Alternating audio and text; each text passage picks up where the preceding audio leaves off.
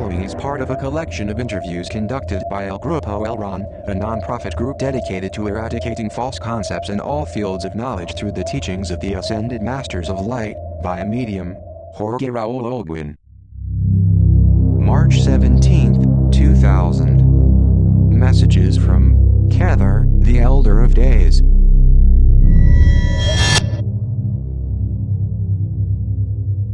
Who will communicate? I notice the vibrational difference with my world. I am KETHER, the Elder of Rotations, for you, the Elder of Days. I agree to you, Master. It's a pleasure to have you with us. You have to take responsibility as a bonus, never as a burden, and this has been already said it in many times. I always repeat it because the ears that listen to it are different. When I was in a previous opportunity as a planetary logos of Ani, there were different schisms in my world. Religious schisms? Correct.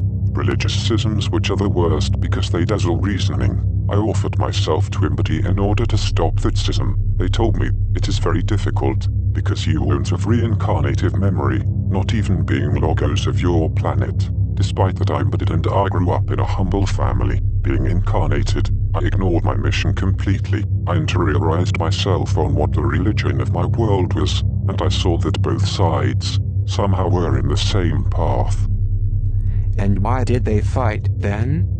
They simply fought due to fight of powers. After all, it didn't have any sense. The only thing they were looking for was to own a pulpit.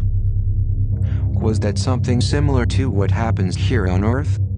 In this blessed planet there are almost 61 schisms. Maybe the mission is much more difficult here, because there are more than 3,000 dialects and languages, and more than 3,000 different ideas, always speaking about bases, that is to say, without counting the deviations of each dialect, because it would exceed 60,000 or 80,000.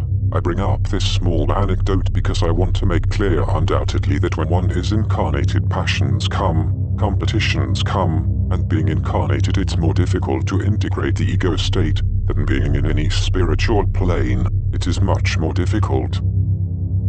With this explanation somehow you are answering the debate we had here before we began the session? One responds in general, as my brother Tar from Ryan says, as above, so below.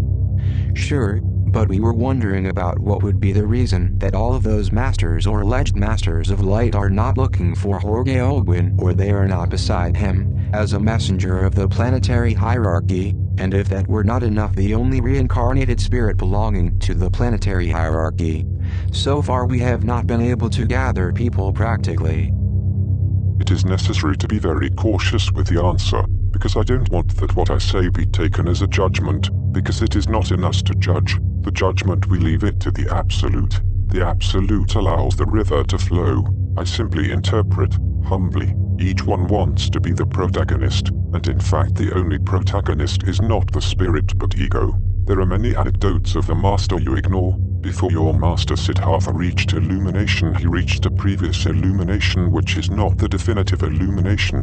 The master Siddhartha served and he lived serving. He lived to serve, and however he felt Sadananda, the cousin of Siddhartha, the thetan of this vessel. He told him, "Cousin, there is something that doesn't fit to me, and I say it with all respect, if you allow me." And Siddhartha told him, "What? Ananda semicolon, I am noticing, and I simply ask you that you don't get angry with me, because anyway the one that gets angry is the ego and not the spirit. You want to make yourself noticed, I need," said Siddhartha, "and the one that needs is the ego, which needs that you leave me alone 24 hours. Respectfully Ananda left him alone. When 24 hours passed he called him. He gave him a big hug and he told him, "You have made my day. You have been the drop that spilled the glass in my favor. You had made me see that the whole service I made was to make myself noticed." From that day on, Siddhartha stopped being noticed and he reached his true illumination. Were those 24 hours from the tale he was under the tree meditating? Correct. It was there when the Buddhic energy took him and he became Siddhartha, Buddha, but it was a small push given by Jonakan, who in that time was incarnated as Ananda. Now that you approached the topic of illumination, what is understood concretely by illumination? Is it maybe the incorporation of the Buddhic or Christic energy to reach some type of understanding or glimpse of some higher plane? Illumination is not the incorporation of any energy. I interpret that the energy incorporates when one reaches illumination, but that will be answered by my brother Jonathan in the second part, because he is communicating telepathically with me and he informs me that it is a topic that he has to explain and I kindly give it to him. Before you leave, Master, I'd like to know what spirits are present here at this time. The Master Jesus, the Master Siddhartha, the Master Ron Hubbard, the Master Jonathan, the Master Lao Tse, the Master Confucius, the Master Joel Kull. I remember at this moment a beautiful phrase of the Master: the man is useful in the proportion he serves. I believe that there are also present many the tens of many people. That's right.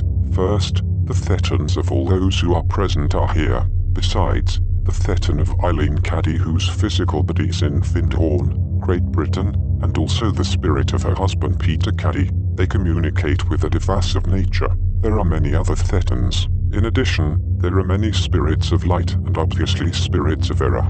I am happy that they be here, in the sense that one of them absorbed some teaching. Welcome, and if not, it is because that time has not yet come. I want to make clear, in this sense, that each moment is unique, and that illumination is never definitive, because there were many cases of spirits of light who were invaded by ego due to certain competition, and they have lowered of level. For those who don't know it, the physical plane is the level 1, the planes 2 and 3 are planes the era, the plane 4 is a mastery plane, a plane of the spirits of light. In the plane 4 also live spirits of light, but the plane 5 is a plane with a little bit subtle of vibration. The plane 6, called 6 numerically, but it is the same vibration of the plane 5, it is the plane where the angelic entities live.